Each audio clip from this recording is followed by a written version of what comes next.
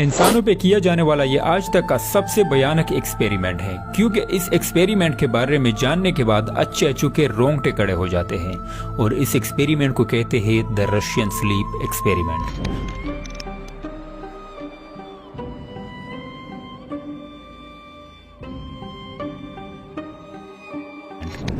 دوستو، اس ایکسپیریمنٹ کو Soviet union یعنی موجودہ رشیا کے سائنٹسٹ نے 1940s میں کیا تھا۔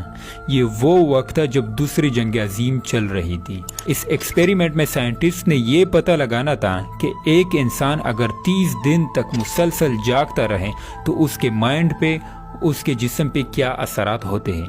یعنی ایک انسان اگر 30 دنوں میں بالکل بھی نہ سوئے تو اس کے مائنڈ پہ، اس کے جسم پہ کیا اثرات ہوتے ہیں۔ دوستو، ایک ایکسپیریمنٹ کے لیے سبجیکٹس کا ہونا ضروری ہے، اور اس ایکسپیریمنٹ کے لیے 5 جنگی قیدیوں کا انتخاب کیا گیا۔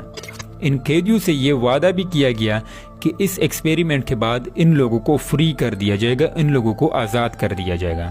لیکن ان قیدیوں کو کیا پتا تھا کہ ان کے ساتھ آگے کیا ہونے والا ہے۔ خیر دوستو، اس ایکسپیریمنٹ کے لیے ایک خاص چیمبر تیار کر لیا گیا جس میں مائکروفونز لگا لیے گئی اور ایک ون وے مرر بھی انسٹال کر دی گئی۔ یہ ون وے مرر اس لیے انسٹال کر دی گئی تاکہ ان قیدیوں پہ باہر سے نظر رکھی جا سکے، ان کو آبزرو کیا جا سکے، کیونکہ اس وقت CCTV یا ایڈوانس کیمراز نہیں ہوا کرتے تھے۔ دوستو، اس چیمبر میں کھانے پینے کا سامان کے ساتھ ساتھ کتابیں بھی دی گئی اور ایک ٹوائلٹ بھی بنا دی گئی۔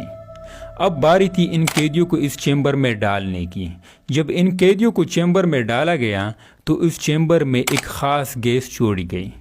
اس گیس کو انہیل کرنے کے بعد انسان کی نیند نہیں آتی، اور اس گیس کے ساتھ ساتھ چیمبر میں آکسیجن لیول کو بھی مانیٹر کیا جا رہا تھا۔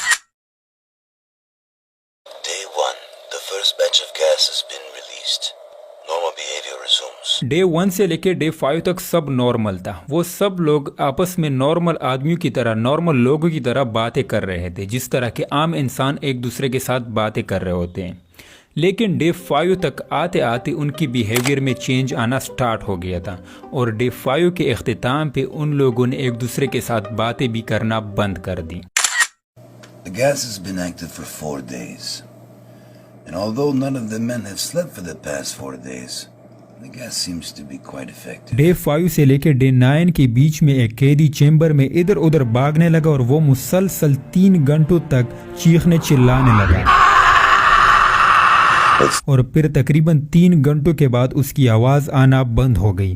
بعد میں جب دیکھا گیا تو اس کی ووکل کارڈ ڈیمیج ہو گئی تھی، یعنی اس نے اپنی ووکل کارڈ ڈیمیج کر دی تھی۔ اس کے 3 دن بعد ایک اور قیدی بھی ادھر ادھر بھاگنے لگا اور چلانے لگا، اور اس نے بھی اپنی ووکل کارڈ خراب کر دی۔ اس کے کچھ دیر بعد ان قیدیوں میں سے ایک قیدی نے کتابیں پاڑ کر اس کے پنے اس ون وے مرر پر لگا لیے تاکہ باہر سے اسے کوئی نہ دیکھ سکے، اور اس کے بعد آوازیں آنا بند ہو گئی۔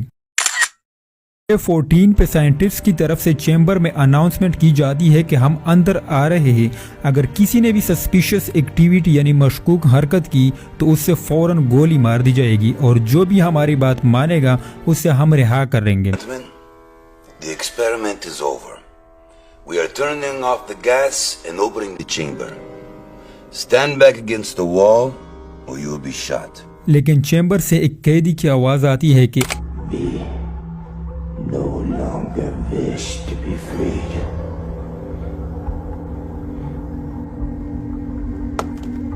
جب سائنٹسٹ چیمبر کا دروازہ کھولتے ہیں اور اندر جاتے ہیں تو وہ کھانا جو قیدیوں کے لیے دیا گیا تھا ادھر ادھر پڑا ملتا ہے، یعنی 2 یا 3 دن کے بعد قیدیوں نے کھانا پینا لینا بند کر دیا تھا۔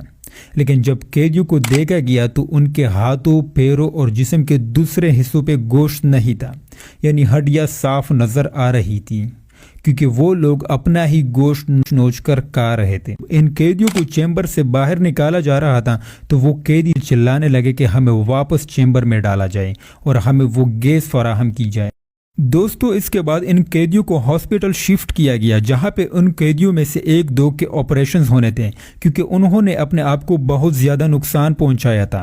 اب جیسے کہ ہم سب کو پتا ہے کہ آپریشن کے لیے مریض کو انیستھیزیا دیا جاتا ہے، مگر ان میں سے ایک قیدی کو 8 سے 10 بار نشے کے انجیکشن لگانے کے بعد بھی کوئی اثر اس پہ نہیں ہو رہا تھا۔ دوستو، وہاں پہ موجود نرس بتاتی ہے کہ ڈاکٹر نے اس قیدی کا آپریشن شروع کر دیا، یعنی اس قیدی پہ انیستھیزیا کا کوئی اثر نہیں ہو رہا تھا، تو اینستھیزیا کے بغیر ہی ہم نے اس کا آپریشن شروع کر دیا، اور ہمارے لیے اس کا آپریشن بہت مشکل ثابت ہو رہا تھا کیونکہ آپریشن کے دوران وہ قیدی زور زور سے ہنسنے لگتا تھا۔ اب دوستو ہسپتال میں ٹریٹمنٹ کے بعد وہاں کا جو ہیڈ تھا جو اس ایکسپیریمنٹ کو لیڈ کر رہا تھا، اس ایکسپیریمنٹ کو بند کرنے کے بجائے کنٹینیو رکھتا ہے اور پھر سے ان قیدیوں کو چیمبر میں ڈلوا دیتا ہے، اور وہ یہ بھی کہتا ہے کہ اس کے ساتھ ساتھ 3 سائنٹسٹ کو چیمبر میں ڈالا جائے اور اس ایکسپیریمنٹ کو 5 سے 10 دن تک اور کنٹینیو رکھا جائے۔ یہ بات وہاں پہ موجود ایک سائنٹسٹ جیسے ہی سنتا ہے تو فوراً ہی اس بندے کو گولی مار دیتا ہے جو اس ایکسپیریمنٹ کو لیڈ کر رہا تھا۔ اس کے بعد اس ایکسپیریمنٹ کے سارے ثبوت مٹا دیے جاتے ہیں۔ اب دوستو زیادہ تر لوگ تو یہ بھی کہتے ہیں کہ یہ ایکسپیریمنٹ اصل میں ہوا ہی نہیں تھا، یعنی لوگوں نے یہ ایک کہانی بنائی ہے۔ آپ لوگ اس کے بارے میں کیا کہتے ہو؟